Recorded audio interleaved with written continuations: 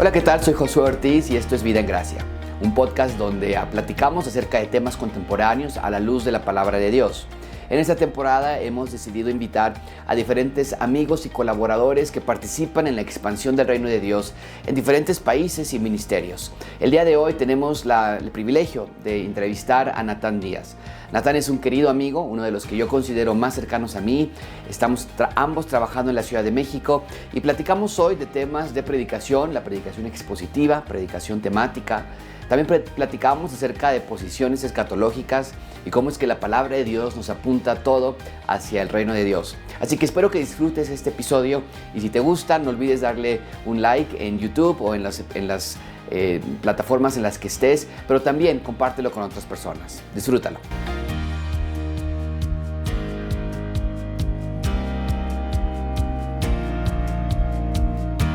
Tenemos como invitado en este podcast a mi queridísimo amigo Natán Díaz, y a Natán lo conocí hace un poquito más de 7 años, tal vez cerca de 7 años, y estábamos plantando Gracia Abundante. Le hablé por teléfono, le pedí que nos reuniéramos porque tenía muchas preguntas y sigo teniéndolas todavía, pero en ese entonces con la plantación y demás, y la verdad es que yo esperaba que nos diera cita para tiempo después, o que preguntara un poquito de quiénes somos, pero la apertura con la que se presentó y el tiempo que nos brindó ha sido de muchísima inversión que se dio y muchísimos dividendos. Entonces, queremos aquí en Gracia Abundante, siempre solemos bromear de que Natán es parte del equipo pastoral. Así que, Natán, gracias por darnos un poquito de tu tiempo, gracias por estar aquí, bienvenido.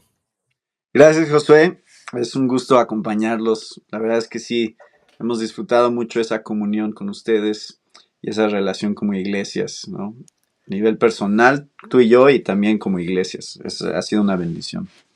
Y aprovecho, estábamos platicando junto antes de comenzar a grabar, pero aprovecho para anunciarles y recordarles de la conferencia de Por Su Reino que tenemos aquí en Gracia Abundante, pero que es en colaboración con la Iglesia Evangélica de Coajimalpa, porque Natán predica con nosotros y ya lo hemos venido haciendo.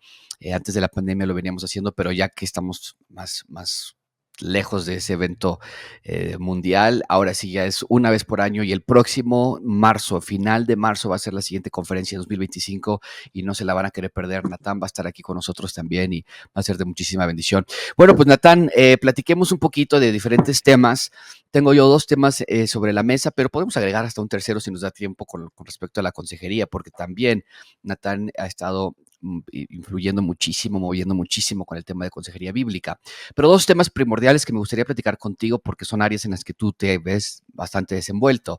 Número 1, predicación, y número 2, escatología. Así que empecemos primero, Natán, la predicación. ¿Qué piensas de la predicación expositiva? ¿Cuál es tu opinión acerca de ella? ¿Por qué la practicas? ¿Por qué no? Platícanos un poquito de tu propio púlpito, del ministerio de púlpito que tienes en Coajimalpa con respecto a la predicación. Pues ese es un tema muy, creo que fundamental en cualquier iglesia, cómo se predica, cuál es la metodología que se usa para predicar. Porque yo crecí en iglesias que creo yo tenían buena doctrina, pero al final era un estilo de predicación principalmente temático. Y yo descubrí la predicación expositiva escuchando a John Piper hace ya más de 20 años.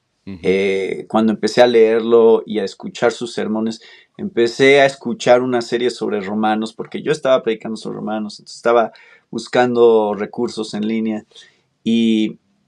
o más bien, esto es lo que pasó, empecé a escuchar a Piper a predicar sobre Romanos y entonces dije, yo quiero predicar así. O sea, recorrer todo el libro, predicar verso a verso, capítulo por capítulo, porque yo empecé a aprender mucho más.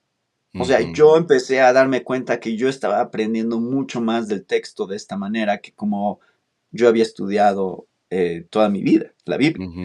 Entonces, para mí ese sí fue un cambio en mi manera de enseñar y en mi manera de aprender inclusive. Entonces yo empecé a enseñar expositivamente, pues aprendiendo de predicadores que predicaban expositivamente. Yo escuchándolos dije, esta es la manera de hacerlo. Y Ujú, ya a lo largo de los años empecé pues a entender mejor y mejor cómo hacerlo, ¿no? O sea, ya leyendo más libros, tomando más cursos, pero realmente para mí no es que yo haya crecido de esa manera, ¿eh? ujú, O sea, eso, digamos que gracias a Dios sucedió justo en el momento en el que yo empecé a enseñar en esta iglesia. mm. Entonces, entonces desde un principio se fue desarrollando, pero no es la manera en que crecí escuchando la predicación. Para los que tal vez no están muy familiarizados con este tema o con este concepto, ¿qué es la predicación expositiva? ¿Cuál sería tu definición de la predicación expositiva? Yo diría que la predicación expositiva es exponer qué es lo que el texto dice. En esencia ese es el punto, es empezar desde el texto, no desde una idea que yo tenía de lo que quería hablar, sino empezar desde el texto y exponer lo que el texto está diciendo. Pero un poquito más amplio de eso tendría que ver con estar siempre predicando de una manera contextual, donde tomas en cuenta lo que viene antes seriamente y lo que viene después seriamente. Por lo tanto, la mayoría de la predicación expositiva, no toda, creo que tendría una secuencia de recorrer todo un libro de la Biblia, de principio a fin, Ujú, normalmente. Entonces, eso sería mi definición. Claro, hay otros aspectos que tomar en cuenta. Puedes tener una definición todavía un poquito más específica de predicación expositiva, tomando en cuenta el tema de la teología bíblica que hablábamos ujú, hace rato y ujú, de otras cosas que creo que serían parte, si realmente estás exponiendo qué dice el texto, pues no es nada más como algo académico. ujú, Va a tomar en cuenta cómo ese pasaje se conecta con el resto de las escrituras también. ujú. Pero estás Totalmente. exponiendo ese texto. Ujú, ujú.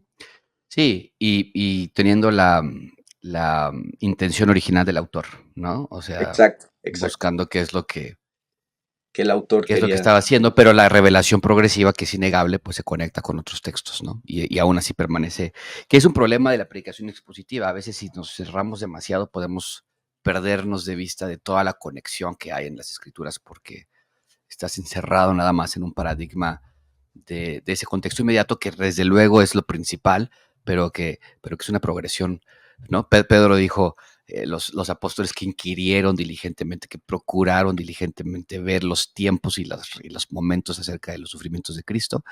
Creo que esa Exacto. es la parte de ver en la imagen general, ¿no? ¿Qué es lo que está pasando? Eh, ¿Cuáles serían algunos, Natán, algunos peligros de no predicar expositivamente en la iglesia local, en la salud de la congregación, que tú puedas identificar?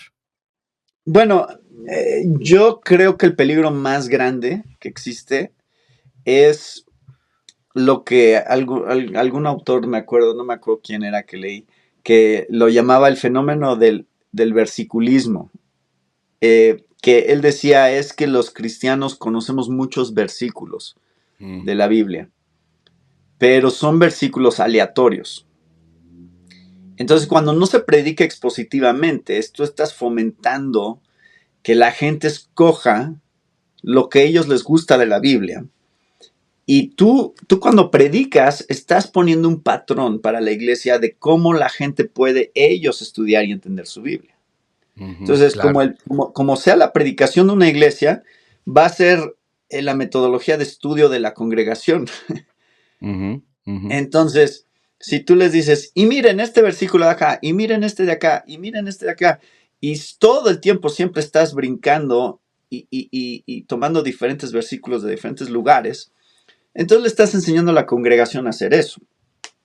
Y yo no tengo nada en contra de los devocionales, de libros devocionales. Tú y yo participamos en uno recientemente, que es correcto, así, sí. ¿no? Que tomas un versículo para ese día y a ver, estas son algunas aplicaciones de ese versículo.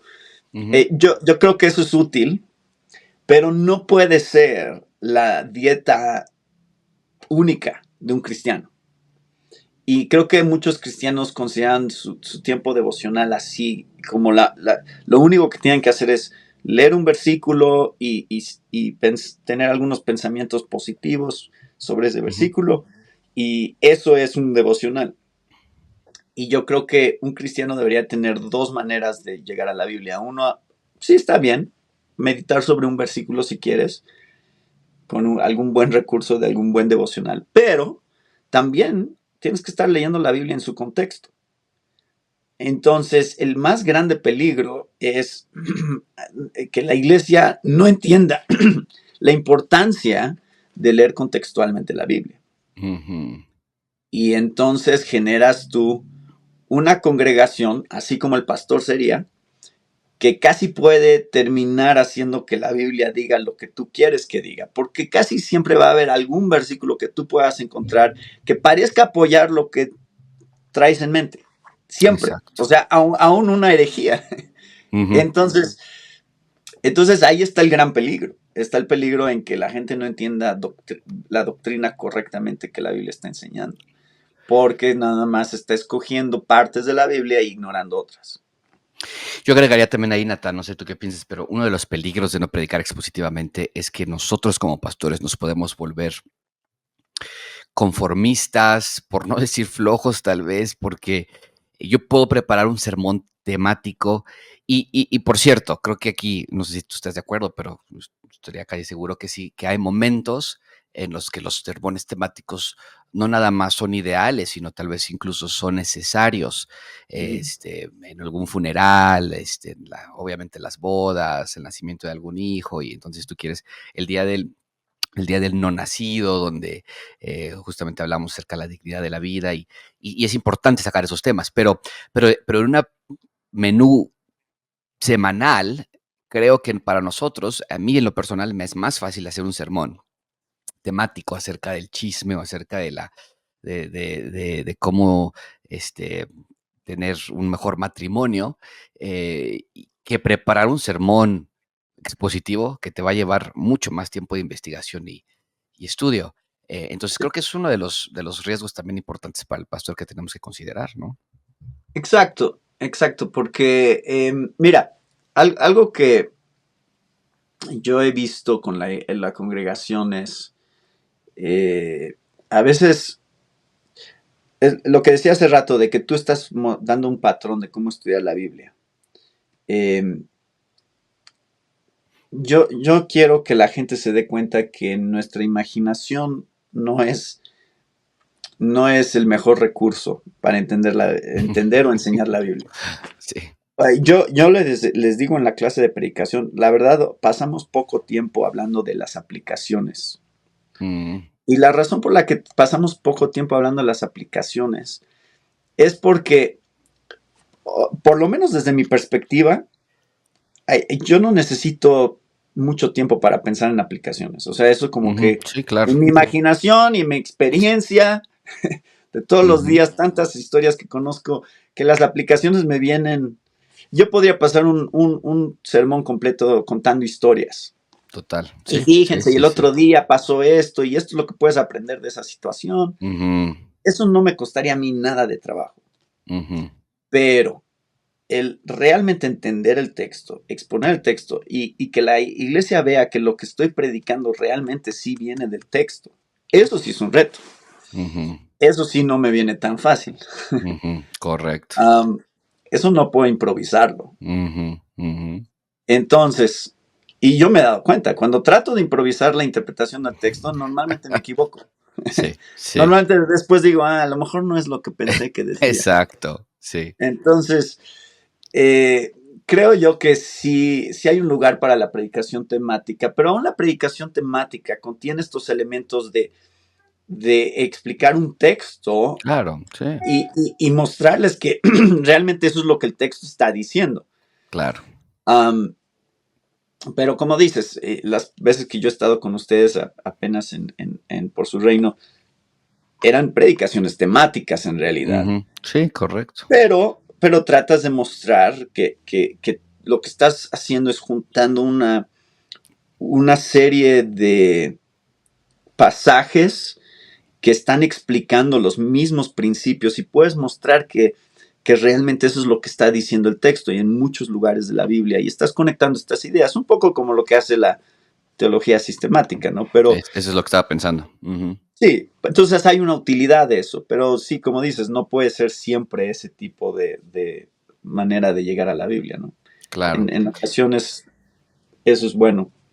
Sí, y bueno, o sea, en cierto sentido, cuando yo refiero a temático, me refiero a eso de, esto es la aplicación que yo le quiero dar a este versículo, pero alguien más escuchaba yo que decía, alguien que va a predicar temáticamente, lo puede hacer expositivamente, pero te va a llevar todavía 3, 4 Más, veces más tiempo, sí, porque ahora estás haciendo la investigación, el estudio de cada pasaje de los que estás estudiando. Entonces, una predicación temática bien hecha te va a ser todavía mucho más complicada. Pero cuando yo me refiero a la temática o tópica, es más bien esas clases de sermones en donde, bueno, vamos a hablar del matrimonio y la comunicación y esto, y te voy a dar un versículo por aquí, un ujú, versículo por allá, y esa clase de predicaciones son muy, muy fáciles de hacer, o bueno, comparadas con la expositiva son mucho más fáciles. sí. Danos un título de libro que recomiendes a algún pastor, incluso congregante que quiere estudiar la Biblia más a profundidad, que te venga a la mente en este momento, y tal vez estoy poniendo en el spotlight, pero porque muchos de los, no sé si tú lees en inglés? Sí, Sí, sí, entonces sí, sí. muchos de los libros, a mí me pasa así que muchos de los Pe- libros están en inglés, pero Pero sí puedo recomendar varios en español. ok, Este, uno de ellos es el de 9 marcas, de la serie de unos libritos de colores que tiene 9 marcas, correcto, sí. que fue escrito por David Helm, que es precisamente el título es La predicación expositiva, ¿no? Ujú, Ese me parece que es muy bueno para empezar porque es cortito, o sea, es un buen resumen de los ujú, principios. Creo que no es difícil de entender, de estudiar, y ese sería un punto de partida, creo. El otro, el ya un poquito más gordito que podría ser útil es el de Brian Chappell de la predicación mm, cristocéntrica. cristocéntrica. Y Ujú, esos están disponibles en español, esos se han publicado relativamente recientemente, ¿no? Que ujú. sean fáciles. O sea, esos me vienen a la mente. Los que están disponibles en español. También no Sean- son de predicación como tal, pero a cualquiera le van a ayudar, incluso a los congregantes. Es la trilogía, y se me está olvidando los nombres en inglés, pero los de John eh, Piper que sacó La Gloria Peculiar, se llama ah, en sí, sí, español, sí. creo. Sí. Gloria Peculiar, La Exultación de Cristo, y el tercero no recuerdo ahorita el nombre, por ahí lo Sí, tengo. pero sí son tres, sí. Son tres, una trilogía muy, muy buena y Sí. que Creo que Portavoz pues publicó eso. predicación expositiva, lo estoy viendo aquí, me está tapando, pero algo de expositiva, así es la Sí, última. yo no estoy en mi biblioteca ahorita, entonces Exacto, sí, no sí, puedo no, verlos, no pero está ahí. Bueno, tenemos 15 minutos que nos sobran, o bueno, que apartamos más bien, para hablar de otro tema que también es de muchísima pasión para ti y para mí, eh, la escatología, eventos futuros, eventos del fin, que ujú, ya de entrada pues es complicado porque son eventos del fin y el fin no ha ocurrido. Pero creemos que la palabra de Dios nos da una revelación suficiente para entender lo que tenemos que entender y batallar y tener tensión con lo que tenemos que causar tensión. Platícanos un ujú. poquito de tu posición escatológica, Natán, y por qué crees que esa es la posición más bíblica, y tal vez yo podría, porque aquí es una de las diferencias que tenemos Natán y yo, eh, en que él es, bueno, ahorita nos va a platicar exactamente cuál es su posición, pero la nuestra es un dispensacionalismo, y entonces, pero ha sido hermoso poder trabajar juntos y ver que aún en las diferencias tenemos Ujú. más similitudes que diferencias. Y las Sí. diferencias que solemos tener, particularmente en la posición que yo sostengo, son menores todavía a un dispensacionalismo clásico. Pero platicarnos un poquito acerca de tu posición y después discutimos o tal vez tomamos unos cuantos pasajes por ahí. Sí, en realidad yo vengo de una formación dispensacionalista. Y entiendo el dispensacionalismo bien, porque no nada O más sea que salieron de nosotros porque no eran de nosotros, Natán, ¿no? sí, exacto, sí. Eso es exactamente lo que me pasó. Am, y fui a una escuela dispensacionalista en Moody. Mm, ujú, Entonces, recuerdo bien los argumentos y todo, pero a lo largo de los años, al leer un poco más, al estudiar un poco más, me pareció que el sistema, y ya estoy, digo, podría desarrollar muchas más cosas, pero nada más para ser más resumido. Eh, Cuando llegué a milenialismo, que sería más o menos ahí, por ahí del 2008, creo fue, ok, 2009. por ese año. Entonces no tengo toda la vida de ser amilenialista. Pero cuando llegué ahí leyendo a Martin Lloyd Jones y me pareció que la simplicidad con la que él explicaba los últimos tiempos, especialmente en relación a todo lo que la segunda venida implica. ¿Qué es lo que representa la segunda venida? La derrota del pecado, de la muerte, el triunfo total de Dios sobre sus enemigos a través de Jesús, que creo que es lo que Pablo describe en 1 Corintios 15. Para mí esa simplicidad fue muy importante para tomar esa postura porque me ayudó a armonizar mucho mejor los pasajes controversiales más difíciles de entender. Y tú sabes, este es un principio hermenéutico. Los pasajes difíciles de entender, quieres interpretarlos a la luz de los pasajes más fáciles. Claro. Es decir, usar los principios de lo que es más claro para interpretar lo que no es tan claro. Entonces me pareció que eso es lo que estaba pasando en el amilenialismo. Por ejemplo, en un pasaje tan controversial y difícil como es Apocalipsis 20, donde, ¿qué está pasando aquí? ¿De dónde salen estos 1000 años? Nunca antes se han mencionado, nadie más los tiene ahí, ¿qué es este periodo? ¿Cómo se ve? Tantas preguntas que pueden surgir cuando tú lees esa descripción, que me pareció que el amilenialismo estaba usando en gran parte el resto del Nuevo Testamento para interpretar esos capítulos o esos aspectos de la escatología. Entonces, todo eso es lo que me ha llevado a mí a tener la postura que ahora sostengo y que creo que he tratado de explicar con calma en mi libro, ¿no? Sobre escatología. Por ejemplo, o sea, el tema de Satanás siendo atado por 1000 años. ¿Qué es este atamiento? ¿Cómo se ve? ¿Cuál es la naturaleza? El poder interpretar eso a la luz de otros pasajes del Nuevo Testamento, para mí creo que es muy útil. Poder conectar estos pasajes. Y en general, veo yo que tanto Pablo en Romanos 8, como en Primera de Corintios 15, también Pedro en Segunda de Pedro 3. Creo que cuando tú ves esos pasajes, ves que siempre los autores del Nuevo Testamento realmente sí están poniendo su esperanza y su mirada en cielos nuevos y tierra nueva, una restauración completa de todas las cosas. Entonces, yo no digo que el premilenialismo sea una imposibilidad.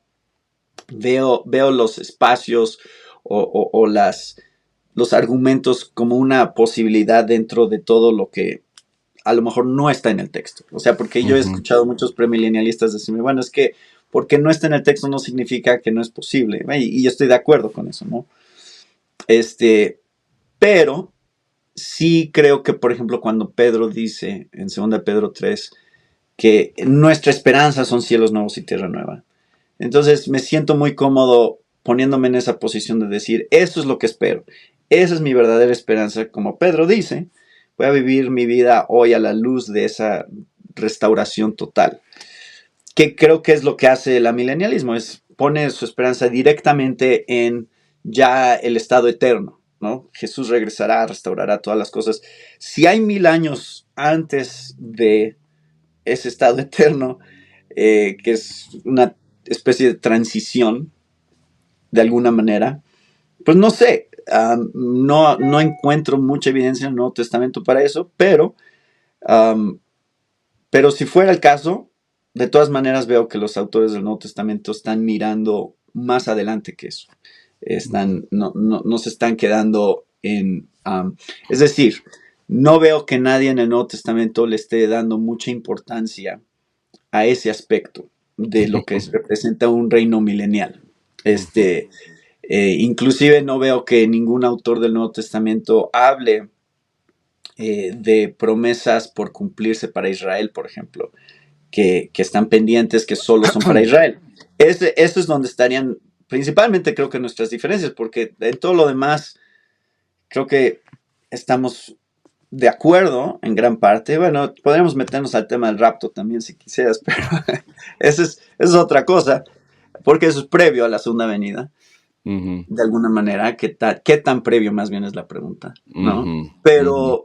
Pero eso es a grandes rasgos lo que diría. O sea, no desecho ni desacredito los argumentos del premilenialismo, pero me siento cómodo en el amilenialismo porque todo lo que afirmo lo afirmaría un premilenialista también. Claro, O claro. sea, que esto es en donde está mi esperanza. Sí, tú también entiendes que hacia allá va todo. Entonces, Ujú, ujú. no hay ninguna parte que esté negando. Y, eh, y, y perdón que interrumpa, pero creo que ahí el término incluso amilenialismo creo que no les hace justicia a ustedes, porque no es sí, como que no creen en el milenio, exacto. eh, sino que, Sí, bueno, está un ocurriendo de mejor manera... título, Ajá. varios amilenialistas dicen que un mejor título es Milenio Realizado.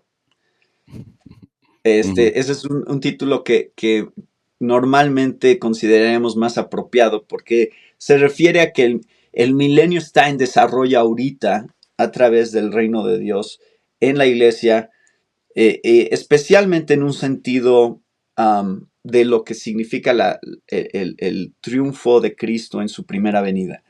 ¿Qué ujú, implicaciones tiene eso para nosotros hoy? Que el reino se está desarrollando en el presente, no es solamente un reino futuro.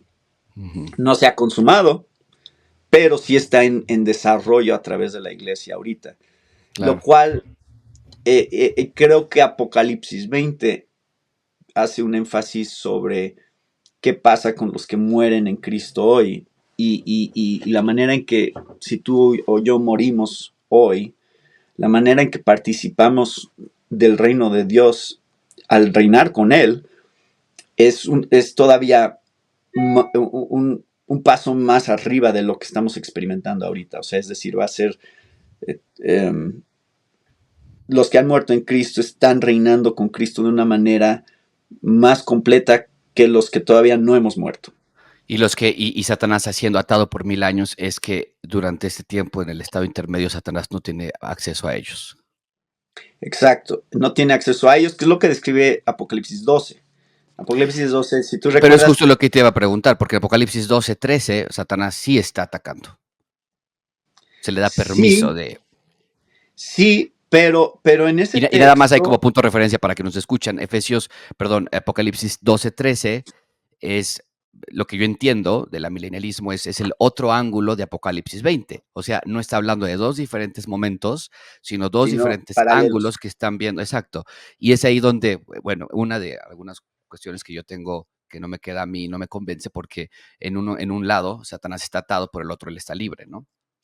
Sí, pero yo diría que cuando tú lees Apocalipsis 12:13, lo que estás um, leyendo, bueno, son dos cosas.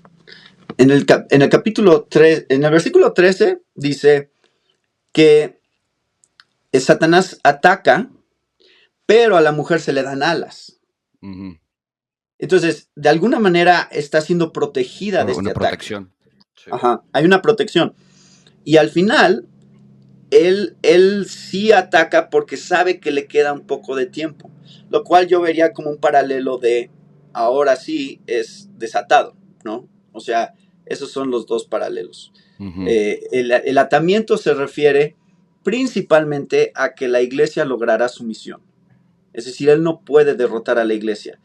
Él ya no puede engañar más a las naciones porque el evangelio llegará a todas las naciones. Ese sería el argumento en relación a la De misión. Apocalipsis 20. Exacto. Ujú. ¿Cómo es que no puede engañar más a las naciones? Porque la iglesia triunfará. Por eso. Porque la iglesia sí llevará el mensaje a todas las naciones. Eso es mi entendimiento. Yo sé que Ujú. ahí es donde Hay existen una las diferencias, tensión pero porque justamente, o sea, exacto, la iglesia no se le toca, pero es en Apocalipsis 12 que se le da permiso justamente para, para atacar y para engañar, ¿no? Entonces, Exacto. este, Eso eh, sería referencia, eso sería en referencia a este último periodo breve que sí Satanás se le da una autoridad. También viene en el y capítulo 13, claro, sí, sí, sí. que se le da Sí, autoridad sobre toda tribu, lengua y nación, y para exacto, hacer ¿no? guerra contra los santos y vencerlos. Esa, Que es lo opuesto a lo que Apocalipsis 20 está haciendo, que está siendo atado para que no los engañe, para que no los lastime hasta el final de los 1000 años, que es cuando ya se le da permiso otra vez, ¿no? exacto, exacto. Eh, bueno, brevemente, nuestra posición, Nathan, tú sabes, nosotros somos dispensacionalistas, pero yo llegué a mi posición justamente por la misma razón que tú, que es, había una desunidad entre el Antiguo Testamento y el Nuevo Testamento, entre la dispensación de la iglesia con la dispensación de Israel, la dispensación de la gracia con la dispensación de la ley. Y Ujú. entonces a mí me parecía demasiada separación, demasiada estructura, demasiado, y no estructura en el sentido organizativo, sino estructura en el sentido, eh, yo siempre lo veía como, eh, recuerdo incluso una vez un pastor que nos dijo, si Pilato hubiese creído en el Señor Jesucristo, cuando Jesús estaba confrontándose con él, eh, todo estuviese acabado. Entonces, es esa sensación como de cruzar los dedos y esperar que Israel lo cumpla, que Adán lo cumpla, que Abraham lo cumpla, que Pilato lo crea, y al no cumplirse siempre hay un plan B, ¿no? Ahora, bueno, pues otra dispensación. Y entonces a mí no Ajá. me convencía esto. Lo que me hizo a mí llegar a nuestra posición de dispensacionalismo progresivo particularmente es la teología del reino de Dios. Y la teología del reino de Dios ha sido para mí que ha abierto mis ojos para ver la unidad de las escrituras y lo que justo antes platicábamos de que empezáramos a grabar, platicando con Javier Domínguez, que es un buen amigo de nosotros también, pero él justo me decía es que jamás me hubiera imaginado que eres dispensacionalista porque hay tanta unidad entre el Antiguo Testamento y el Nuevo Testamento cuando tú hablas.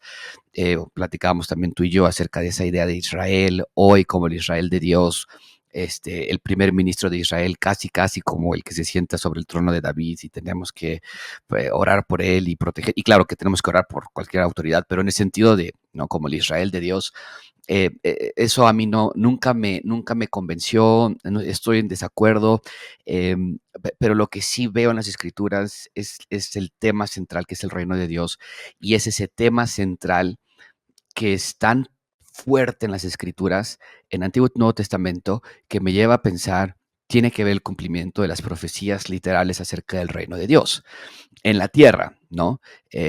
Con profecías del Antiguo Testamento que hablan de un reino con mejores condiciones a las actuales, pero sin ser un reino eterno, donde van a personas morir y que si mueren a los 100 años van a considerarse como maldecidos o malditos. Isaías Hay muerte, 65. Ajá. claro, ¿no? Entonces hay muerte, hay animales siendo guiados unos con otros, hay una población y eh, hay pueblos, hay lenguas, ¿no?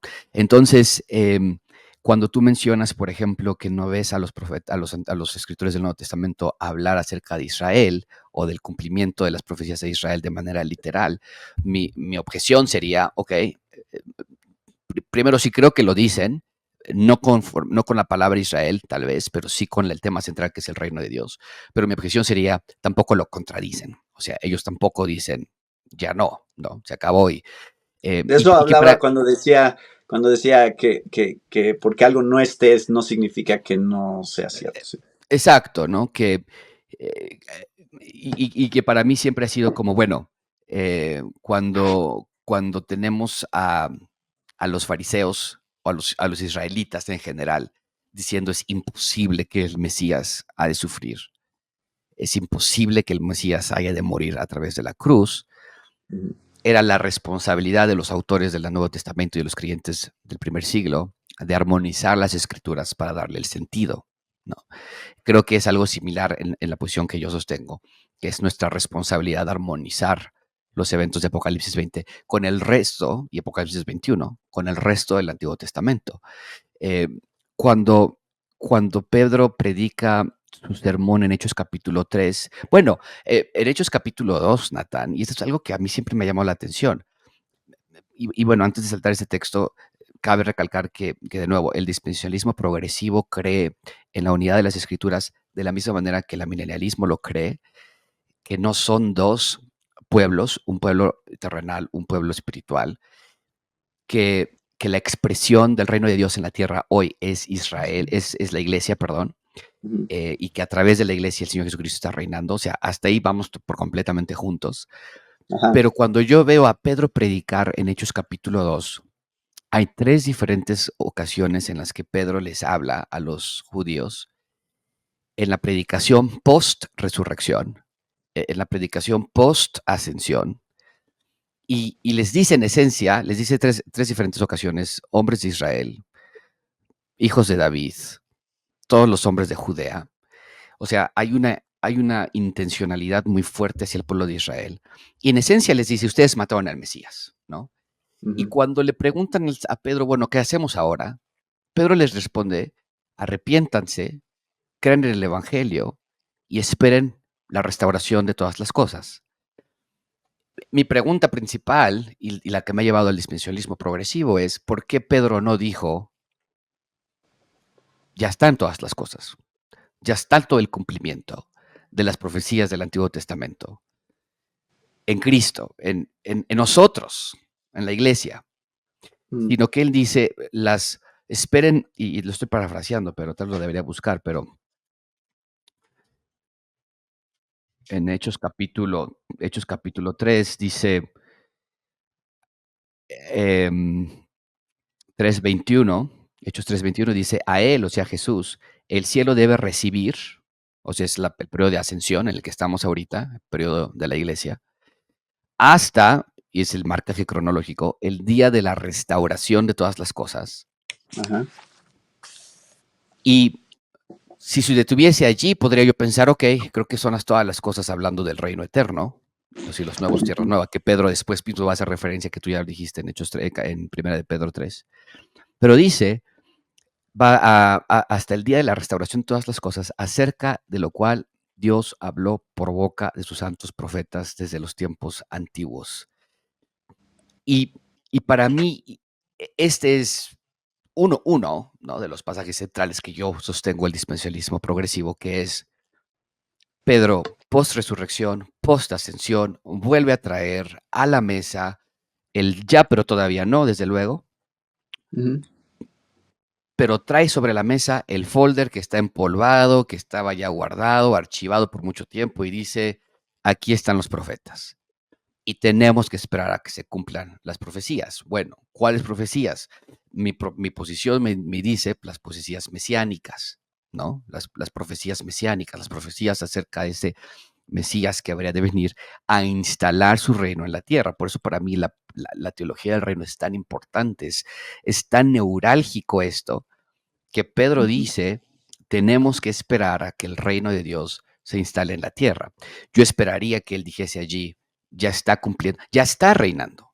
Las profecías ya están cumplidas. No, no tenemos que esperar ya nada más, porque nosotros, la iglesia, somos la expresión del reino y lo único que esperamos ahora es la restauración de todas las cosas. Cosa que va, perdón, los cielos nuevos y tierra nueva, cosa que va a decir en su epístola a la iglesia que estaba esparcida en Roma. Ujú. Entonces, para mí ese es un texto muy importante, Natán, que me hace pensar de un apóstol que tuvo la oportunidad de decir y de explicar, como tú tan elocuentemente lo has explicado, y decirnos a él, ya estamos aquí, ya no hay más que esperar, los profetas han alcanzado su culminación en Cristo, las profecías han alcanzado su culminación en Cristo, y la iglesia hoy es el cumplimiento de todas las profecías hasta la llegada de los nuevos y tierra nueva, ¿no? Sí, bueno, nada más para aclarar, yo diría que sí hay profecías todavía por cumplirse. No digo que no haya profecías por cumplirse y profecías terrenales, obviamente. Nada más la pregunta es qué tan completas, o sea, y mira, uno de los buenos ejemplos aquí también es la ilustración que hace el apóstol Pablo en Romanos 11, porque tú puedes tener o sea, yo creo que todas las profecías sí se van a cumplir y se van a cumplir literalmente. Pero cuando yo digo eso, hablo también de una expansión del cumplimiento, no de dejarlas limitadas a lo que estaba a lo mejor habrían entendido en su momento nada más, sino que es más grande todavía de lo que pensaban. Ese sería mi único punto. O sea, lo que sea que vendrá es más grande que lo que el Antiguo Testamento creo que, si tú lo ves nada más en su propio contexto, sería mucho más limitado. Y por ejemplo, para Israel, digo, Israel recibirá lo que tendrá que recibir, pero no nada más Israel, sino también la iglesia. Ese sería Ujú. mi punto. O sea, es que es decir, no es nada más para Israel, sino Claro, para todo el pueblo correcto. de Dios. Y algo que yo creo que es muy importante, y eso es lo que me diferencia, creo que a mí, de muchos otros dispensacionalistas, es que yo veo el tema del reino de Dios que precede a Israel, porque este empieza en Génesis 1 con Adán y Eva, y yo veo el tema del reino de Dios que, que pasa delante de Israel en Apocalipsis 21-22, porque entonces ya no es Israel, es el reino de Dios en la tierra, y ambos entonces costados se cierran por completo. Pero de nuevo, o sea, mi posición, lo que me mantiene un dispensacionalista es esas promesas que Dios hizo a un Israel literal, étnico y territorial. ¿Por qué habrían de espiritualizarse en el Nuevo Testamento? Y el argumento que yo siempre pienso, Natán, es, si cuando Isaías va y les dice van a perder la tierra a manos de Babilonia, y está hablando de una tierra física, ¿por qué cuando les dice van a recuperar la tierra no va a ser de una forma física? No, o Yo sea, creo ahí que es sí la donde... van a recuperar, pero creo que no es nada más su tierra la que van a recuperar, creo que van a recuperar todo el mundo. Y creo que todo el universo será nuestro. Y por eso, o sea, yo no estoy en desacuerdo con lo que dices, sí, creo que son cumplimientos literales. Nada más que creo que son cumplimientos más grandes que lo que dice el texto en el Antiguo Testamento. Es decir, tiene una amplificación en su cumplimiento. Porque, por ejemplo, lo que estaba mencionando en Romanos 11 es, el ejemplo que da Pablo es cómo hemos sido injertados, ¿no? Ujú. Injertados en el olivo. Y hemos sido injertados a una raíz. ¿Cuál es esa raíz? Pues son las promesas hechas a Israel. Esa es la raíz a la que hemos sido injertados. No hay dos raíces diferentes. O sea, Ujú. es una sola raíz y los gentiles fuimos injertados. O sea, vamos a beneficiarnos de algo que no fue prometido a nosotros originalmente. Absoluto. Ujú. Y eso, el ejemplo más claro es el nuevo pacto. Porque el nuevo pacto también es una promesa específica para Israel.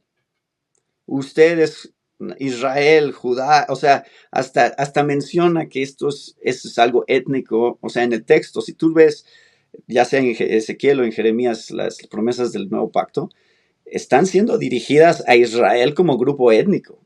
Específicamente, nunca habla de los gentiles, nunca habla de las naciones, nunca menciona nada de eso. Es Pero en un entonces contexto eso te haría decir que en el cielo nuevo y tierra nueva habrá este eh, habrá la nación de Israel junto con otras naciones alrededor de ellos, como nación de étnica. sí, sí, como nación étnica. Eh, Por eso yo digo, Israel recibirá todo lo que tendrá que recibir porque junto con todo el pueblo de Dios seremos recipientes de todas las promesas, ¿no? ujú. Físicas y espirituales. Sí, sí, sí, sí. Y eso obviamente me queda claro porque creo que las tres posiciones, postmilenialismo, premilenialismo y amilenialismo, diríamos lo mismo. Al final de la Al historia, final, sí. ¿no? Al final, todo, claro que vamos a ser copartícipes de de las bendiciones del cielo nuevo y la tierra nueva, de la nueva Jerusalén. Pero, pero eso es como saltarnos toda una etapa de una tierra como la conocemos todavía aquí, de nuevo, con mejores condiciones a las que nosotros conocemos hoy, pero sin ser esa tierra futura, en Ujú. donde, claro, las promesas se van a explayar a la máxima potencia, pero tenemos nosotros promesas muy literales, muy territoriales acerca de una tierra actual en la que se le promete que, que va a regresar y que el Mesías ha de tomar lo que se le ha prometido. Eh, entonces, Sí, yo leo, por ejemplo, Isaías 2, que del monte del Señor va a ser establecido como cabeza de los montes, se alzará sobre los collados y Mm. confluirán a él todas las naciones. Vendrán muchos pueblos y dirán, vengan, subamos al monte del Señor, a la casa del Dios de Jacob, para que nos enseñe acerca de sus caminos. En un libro donde el contexto es totalmente étnico, territorial, literal y judío, israelita, y el Isaías en sus profecías de total destrucción mete esta clase de textos dando esperanza de que habría un Israel en el que van a regresar. Eh, y Sí, pero ¿no crees que a lo mejor se cumple de una manera diferente a como esperaban o esperarían? ¿En qué sentido? O sea, que todas las naciones vengan a Israel. Es que ahí sí creo que yo diría que sí tiene un cumplimiento presente. Ok, exacto, el amilenialismo generalmente diría eso, a lo cual yo respondería, no lo creo, porque el Señor Jesucristo les dice a sus discípulos, van a ir y van a predicar en mi nombre y los van a meter a la cárcel. O sea, los reyes los van a torturar. No leemos esto, ¿no? Que digan, los pueblos dirán, vengan, subamos al monte del Señor, y el Señor Jesucristo en el Nuevo Testamento les dice, pues cuando ustedes les digan, vengan, subamos al monte del Señor, los van a llevar a la cárcel, los van a matar y los van a torturar. Entonces, no veo ese cumplimiento presente en el que los pueblos digan, vamos al monte del Señor, aunque claro que en una manera tal vez podremos decir, bueno, la iglesia está diciendo eso, ¿no? Vamos al monte del Señor. Sí lo entiendo, Y todos los pero gentiles, todas las naciones están viniendo a claro, Cristo. sí, sí, sí, porque somos la iglesia, la expresión del reino de Dios, pero no es el cumplimiento de Isaías 2 o de otros textos acerca de la unidad mundial, porque el Señor Jesucristo literalmente lo contradice. Él dice, el mundo no los va a reconocer.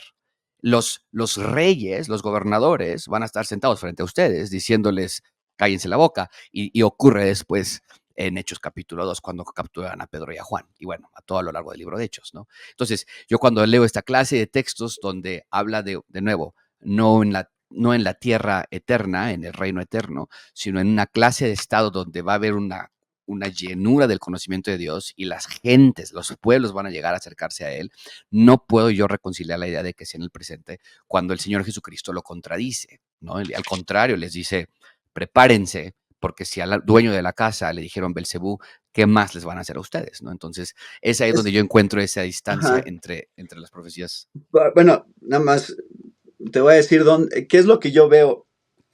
Todo lo que está en Isaías sobre el monte del Señor, creo que se resume en realidad en el libro de Hebreos. O sea, creo que el autor de Hebreos es el que nos pone la perspectiva de cómo interpretar esas profecías. Cuando él dice, porque ustedes no se han acercado a un monte que se puede tocar, ni a fuego ardiente, ni a tinieblas, ni a oscuridad, ni a torbellino, ni a sonido de tormenta, ni a ruido. O sea, hablando de justamente del monte de Dios, ¿no? Porque, y si no dice, ustedes en cambio, versículo 22 de Hebreos 12, en cambio se han acercado al monte Sión. O sea, está dando esa aplicación de la profecía, Sí, todo lo que habla de monte Sión en el Antiguo Testamento, y a la ciudad del Dios vivo, la Jerusalén celestial, y a miriadas de ángeles, a la asamblea. Entonces yo veo como que aquí el autor de Hebreos nos da cómo interpretar esas profecías, todo lo que habla de Jerusalén, todo lo que habla del monte Sión, especialmente las naciones viniendo. El autor de Hebreos creo que dice, esto es lo que ustedes han hecho. De hecho, sí se han acercado al monte Sión, porque se han acercado al lugar donde está Dios, donde se ha manifestado su presencia a través de Jesucristo. Y sí le da una interpretación espiritual, o sea, sí le da una ujú, interpretación de la salvación para todas las naciones, está siendo representada en todas esas profecías, ¿no? Eso es lo ujú, que creo que está sucediendo. Por claro. eso no, esas profecías yo sí no las tomo literalmente, porque sí creo que se están cumpliendo hoy a la luz de lo que el autor de Hebreos dice. Creo que el autor de Hebreos nos da ese parámetro para decir, Monte Sión representa esto. No es el Monte Sión literal, de que está geográficamente ahí, es otro tipo de monte al que, en la manera en que se cumple, ¿no? Eso Pero es no como sería yo lo eso. entiendo. Sí, pero eso a mí me olería un poquito más al posmilenialismo, donde estamos mejorando las condiciones incluso de la predicación de la palabra para que Isaías 2 o los libros de los profecías del monte tengan ese sentido, las condiciones evangelísticas o las condiciones del reino en la tierra están mejorando cada día más, porque eso es lo que Isaías está diciendo. Va a llegar un momento en que todo va a estar restaurado otra vez. Cuando obviamente yo sé que tú no crees eso tampoco, pero, y yo tampoco lo creo, donde no, las condiciones están empeorando, el mundo se está volviendo más hostil hacia el evangelio.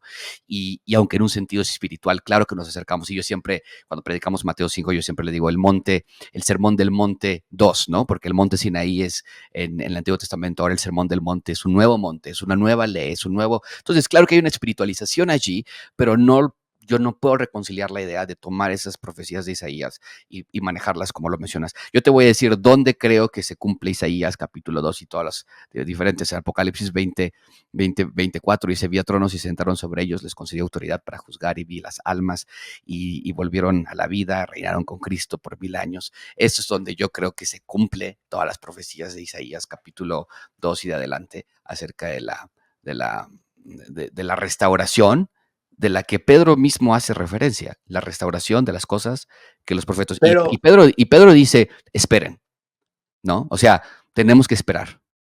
Me encantaría y sería mucho más fácil para mí que le hubiera dicho, ya están en cumplimiento, ya están atravesando, ya están eh, ocurriendo de manera paralela. Pero Pedro dice, esperen,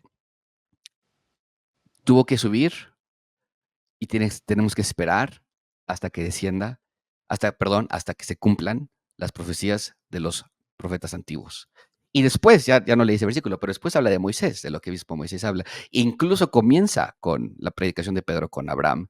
Regresa, o sea, es como decir, o sea, ¿por qué Pedro? ¿Por qué no sueles hablar de Abraham? ¿Por qué no sueles hablar si ahora nada más somos el injerto Israel está absorbiendo, la iglesia está absorbiendo a Israel y está tomando esa posición del verdadero Israel, no el Israel de circuncisión física, sino el de circuncisión del corazón? ¿Por qué Pedro hace esa distinción?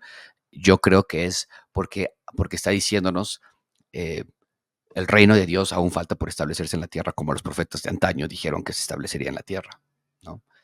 pero nada más te preguntaría esto, ¿que tú crees que eso no será cierto en el estado eterno? Por supuesto, claro que sí. Es más, o sea, Entonces, pero al como sea que decir, se cumpla, se cumplirá sí, sí, sí, sí, pero pero una promesa literal tiene cumplimientos literales, en ¿no? el estado eterno también. Sí, sí, pero cuando hablamos acerca de un Jerusalén que perdió la tierra y que no la ha recuperado desde entonces hasta hoy día, y que le dice a él, la última promesa que escuchó de ese Israel, literal, fue, te voy a regresar, a esta tierra, no a un cielo nuevo y una tierra nueva, porque esta tierra va a ser totalmente fundida en fuego y va a ser purificada, ¿no? La idea ahí es la purificación. Pero Ujú. esta tierra, como se encuentra en esas condiciones, se te va a regresar a ti, ¿no? Y yo creo que será en el Medio Oriente. En la tierra, en la nueva tierra, en el nuevo cielo, no habrá Nuevo Oriente, Medio Oriente, no habrá, será todo nuevo, ¿no? Pero me parece a mí que esas profecías literales encuentran su cumplimiento en el milenio, pero mayormente, Natán, yo creo que esto es para la gloria del rey, ¿no? Por eso para mí la teología del reino es tan importante, es la gloria del rey, de los portadores de la imagen aquí en la tierra, que claro, habrá de maximizarse en el reino eterno, y Jesús le va a entregar el reino eterno a su Padre, 1 Corintios 15, pero tiene que cumplirse esa profecía mesiánica o esas profecías mesiánicas a través de, de promesas que se materialicen en algo literal, ¿no? Pero bueno, Sí, sí, literal, y estoy de acuerdo, literal. Yo también creo en un cumplimiento literal, y eso sí, creo que es bueno aclarar, ¿no? Porque no es que claro, esté sí. negando un sentido literal de las cosas. No, Y la parte física, obviamente. sí, yo literal con Pero mi respecto a esta énfasis, tierra, ¿no? y mi énfasis siempre es la parte eterna. O sea, ¿cuál es el cumplimiento eterno de las cosas? Inclusive, yo diría esto, y esto ha sido siempre también un tema que tengo a veces con los premilenialistas, es cuando tú ves que está la profecía en, ¿qué es 1 Samuel 7, no? No, perdón, 2 Samuel 7, ¿no? De se sentará en el trono de David. Um, y yo siempre digo, bueno, es que sí, Jesús se sentará en el trono de David, pero es para siempre. no es solo por 1000 años, es eterno, o sea, es un reino eterno, no es un reino temporal. Es decir, todo lo que creo que Jesús viene a hacer en su segunda venida ya es eterno, no temporal. Pero ahí sería la misma respuesta que tú me das a mí. O sea, yo diría ante eso, claro, que es eterno, no es temporal, es 1000 años y después es la transición hacia el reino eterno y el Señor Jesucristo sigue sentado en el trono porque Él es el rey y Ujú. es el heredero, ¿no? Pero comienza en el milenio, continúa y se expande todavía más en el reino eterno, ¿no? Entonces, no, hombre, pues Natán, se nos ha acabado el tiempo, pero esto Sí, ya obviamente nos, no lo esto íbamos a podrían lograr en ser 15 varias horas, minutos. ¿no? Por supuesto, no, pero qué delicia y me encanta y la verdad es que te amamos, Natán, y siempre te lo he Sí, dicho, sí, todos los años nuevos durante el milenio vas a estar igualmente. invitado a mi casa para que puedas estar allí celebrando cada año por 1000 años el año nuevo.